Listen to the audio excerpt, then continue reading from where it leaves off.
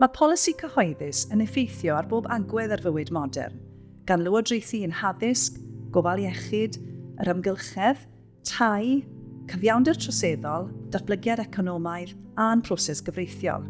Mae polisïau'n cael eu datblygu a'i cynllunio i fynd i'r afel a heriau cymdeithasol, gyda'r nod o wella lles a diogelwch cyffredinol. Trwy uno academyddion ac ymchwilwyr ar draws sawl maes pwnc, Mae'r Sefydliad Ymchwil ar gyfer Polisi Cyhoeddus ac Ymarfer yn dadansoddi systemau llunio polisïau ac yn cynnig atebion rhyngddisgyblaethol i heriau cyfoes. Yng Nghymru, mae polisi ein llywodraeth ddatganoledig wedi'i ategu gan ddeddf llysiant cenedlaethau'r dyfodol a'r cynllun gweithredu ffyniant i bawb.